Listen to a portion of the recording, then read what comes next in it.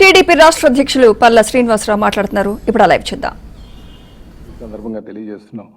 అంటే ఏదైనా ప్రాజెక్టు పూర్తి స్థాయిలో నడుస్తున్నప్పుడు దానికి రివర్స్ టెండరింగ్ అని చెప్పేసి వాళ్ళ ఇష్టానుసారం చేస్తూ మొత్తం ప్రాజెక్ట్ అని నిర్వీర్యం చేసి, ముఖ్యంగా ఇక్కడ అందరూ కూడా గమనించాల్సినటువంటి విషయం ఏంటంటే పోలవరం నడకపోవడానికి కూడా కారణాలు కూడా గమనించాలి. వీళ్ళు పక్క రాష్ట్రాల ప్రయోజనాల కోసం చేస్తున్నటువంటి ఆ రోజు వాళ్ళు పక్క రాష్ట్రాలకి ప్రయోజనం చేకూర్చే విధంగా వ్యవహరించారనడానికి ఇదొక నిదర్శనం అని చెప్పేసి మేము తెలియజేస్తున్నాం. ఈరోజు పోలవరం దాని నదులు అనుసంధానం కూడా చేయకుండా మూలన పడేసినటువంటి పరిస్థితి మనం గత 5 సంవత్సరాలుగా చూసాం. మేము రేపు రాబోయే రోజుల్లో ఖచ్చితంగా పోలవరాన్ని పూర్తి స్థాయి నిర్మాణం చేసి రైతాంగాన్ని ఆదుకునేటువంటి పరిస్థితి చేస్తామని చెప్పేసి ఈ సందర్భంగా తెలియజేస్తున్నాం.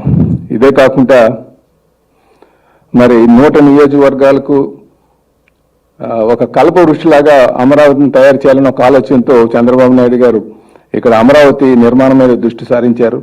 కానీ వీళ్ళు అమరావతి మీద ఇష్టానుసారం గడిచిన 5 సంవత్సరాలుగా బురద జల్లి ఇది కేవలం ఏదో ఒక కులానికి సంబంధించినట్టుగా వీళ్ళు ప్రజల్లోకి తీసుకువెళ్లి విశాఖపట్నాన్ని ఏదో రాజధాని చేస్తామని చెప్పేసి కళ్ళబోలు మాటలు చెప్పి ఆశల పలకలో వాళ్ళని కూర్చోబెట్టి మొత్తం విశాఖపట్నంలో దోపిడీలు చేసినటువంటి పరిస్థితి మీ అందరికీ తెలిసిందే.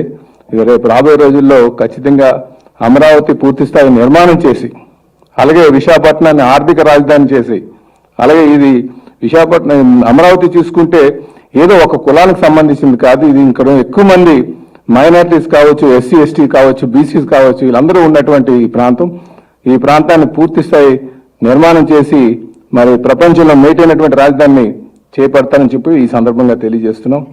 అలాగే ఈరోజు మీరు మంత్రివర్గ విస్తరణలో కూడా మీరు ప్రయారిటీస్ చూస్తే ఎక్కువ మంది బీసీస్కి ఇచ్చినటువంటి పరిస్థితి కూడా మీరు గమనించాలని చెప్పేసి ఈ సందర్భంగా తెలియజేస్తున్నాం. ఇవే కాదు, అలాగే అధికారంలో కూడా ఒక టాప్ లెవెల్ పోస్టులు కూడా బీసీలకు ఇచ్చారనే సంగతి కూడా ఈ సందర్భంగా మేము ప్రజలకు తెలియజేస్తున్నాం. అంటే ముఖ్యమంత్రి గారు అలాగే తెలుగుదేశం పార్టీ బీసీసీకి మంచి ప్రాధాన్యత ఇస్తాదనడానికి ఇది ఒక నిదర్శనం అని చెప్పేసి ఈ సందర్భంగా తెలియజేస్తున్నాం. ఒకవారు మీరు చూసుకుంటే మంత్రివర్గంలో సుమారు 8 మందికి బీసీలకు ఇవ్వడం జరిగింది. అలాగే ఈరోజు ఈ రాష్ట్ర డీజీపీ తీసుకుంటే ఆయన బీసీ వర్గానికి సంబంధించినటువంటి వారే. అలాగే టీడీపీ క్షమించాలి టీటీడీ ఈవెన్ తీసుకున్నా సరే బీసీ సామాజిక వర్గం సంబంధించినటువంటి వారికి ఇచ్చారు. ఇదే కాకుండా సీఎం ఆఫీస్ స్పెషల్ కార్యదర్శి సీఎం కార్యదర్శి అయినటువంటి రవిచంద్ర గారు కూడా బీసీకి సంబంధించినటువంటి వారే. ఈరోజు నన్ను తీసుకున్నా సరే ఈ రాష్ట్రానికి ఒక తెలుగుదేశం పార్టీ అధ్యక్షుడిగా, తెలుగుదేశం పార్టీ రాష్ట్ర అధ్యక్షుడిగా బీసీని నియమించారంటే చంద్రబాబు నాయుడు గారికి బీసీల పట్ల ఎంత ప్రేమనురాగాలు ఉన్నామనే సంగతి ప్రతి ఒక్కరు కూడా గమనించాలని చెప్పేసి ఈ సందర్భంగా తెలియజేస్తున్నాను. ఖచ్చితంగా ఒక బీసీగా నన్ను నియమించినందుకు గాను బీసీ వర్గానికి ఒక వన్నె తెచ్చేటట్టుగా నేను ముందుకు వెళ్తానని చెప్పేసి ఆయన నమ్మకాన్ని చేకూర్చుకునే విధంగా ముందుకు వెళ్తానని చెప్పి కూడా ఈ సందర్భంగా తెలియజేస్తున్నాం. అలాగే ఈరోజు మీరు చూసుకుంటే చంద్రబాబు నాయుడు గారిని, ముఖ్యమంత్రి గారిని ఎక్కువ మంది కలవడానికి పార్టీ కార్యాలయానికి వస్తున్నారు. సో ఆ ఎక్కువ మంది వస్తున్నారు కనుక వాళ్ళని మంచిగా హ్యాండిల్ చేయాలని ఒక ఆలోచనతో ఈరోజు మేము ఒక ఫోన్ నంబర్ని ఇక్కడ ఉంచుతున్నాం. అంటే ఎక్కువ మంది గడిచిన 2 వారాల నుంచి మాకు వచ్చినటువంటి ఎక్స్పీరియన్స్ ఏంటంటే నేరుగా ఎక్కువ మంది వచ్చి కొంచెం ఆయనతో ఫోటోలు తీసుకుందాం అనుకుంటున్నారో లేకపోతే యువత అనేది ఎక్కువ మంది వస్తున్నారు ఆయన చూడడానికి. సో వీటితో పాటు కొంచెం జెన్యూన్ ఇష్యూస్ మీద వచ్చినటువంటి వారు కొంచెం ఇబ్బంది పడేటువంటి పరిస్థితి ఉంది. కనుక ఇది జెన్యూన్ ఇష్యూస్ మీద ఉన్నటువంటి వారికి ఎటువంటి ఇబ్బంది కలగకుండా ఉండడం కోసం మేము ఒక నంబరు, టోల్ ఫ్రీ నంబరు ఏర్పాటు చేస్తున్నాం.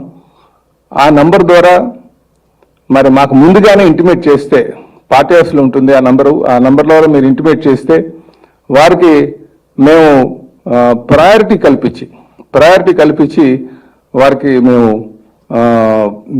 సీఎం గారిని కలిసేటట్టుగా చేస్తామని చెప్పేసి ఈ సందర్భంగా తెలియజేస్తున్నాం. ఈ నంబరు దయచేసి మా ఆఫీస్లో ఉంటుంది. అలాగే మేము తెలియజేస్తున్నాం 7306299999 దయచేసి ఈ నంబరు అందరూ కూడా నోట్ చేసుకోగలిగితే, ఎవరైనా సరే ఈ నంబర్ కానీ ఇంటిమేట్ చేస్తే ఆ నంబరు ద్వారా మేము ఇక్కడ గ్రీవెన్స్ నోట్ చేసి వాళ్ళకి టైం స్లాట్ అంటే ముఖ్యంగా ఆ వారి కోసం ప్రయారిటైజ్ చేస్తాం. ఎందుకంటే ఆ రోజు వచ్చిన వాళ్ళు చాలా వేల సంఖ్యలో వస్తున్నారు కనుక, అలాగే 500 మందికి ఈ గ్రీవెన్స్ ని లిమిట్ చేద్దాం ఫస్ట్ విడతలో అన్న ఆలోచన కూడా వచ్చామని చెప్పేసి ఈ సందర్భంగా తెలియజేస్తున్నాం.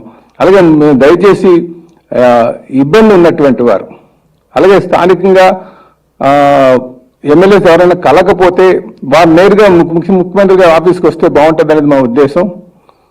వారు మాత్రం ఈ నంబర్ ద్వారా మాకు ఇంటిమేట్ చేసి వాళ్ళు సమస్య చెప్తే ఆ సమస్యని మేము నోట్ చేసుకొని ప్రయారిటీ పెట్టి వాళ్ళకి ముందుగా కల్పించడానికి మేము ఇక్కడ ఏర్పాట్లు చేస్తున్నామని చెప్పేసి మరి మీ అందరికీ కూడా తెలియజేస్తున్నాం. కనుక దయచేసి దీన్ని సద్వినియోగం చేసుకోవాలని చెప్పేసి నేను ప్రజల్ని, కార్యకర్తల, నాయకుల్ని ఈ అవకాశం సద్వినియోగం చేసుకోమని చెప్పేసి తెలియజేస్తున్నాం. అలాగే మరొకసారి ఈ నంబర్ నోట్ చేసుకోవాల్సిందిగా కోరుచున్న 730629999. మరొక మాట చెప్తున్నా, 730629999. ఈ నంబర్కి మీరు వారం రోజుల్లో మీరు ఇంటిమేట్ చేస్తే మాకు ఫోన్ ద్వారా వారి నంబర్ నోట్ చేసుకొని వారికి ప్రయారిటీ కల్పించి ముందుగా వాళ్ళకి కల్పించేటట్టు చేస్తామని తెలియజేస్తున్నాం. అలాగే గ్రీవెన్స్తో వచ్చేవారికి, ముఖ్యమంత్రిని కలవాలనుకున్న వారికి ఇది జనరల్గా ఆఫీస్ టైంలోనే పెడుతున్నాం. అది ఎందుకంటే 1 వీక్లో ఎప్పుడైనా వాళ్ళు కాల్ చేయొచ్చు, కానీ గ్రీవెన్స్ మాత్రం సాటర్డే ఉంటుంది. అంతే, మనం సాటర్డే వాళ్ళకి ఏర్పాటు చేస్తామండి గ్రీవెన్స్.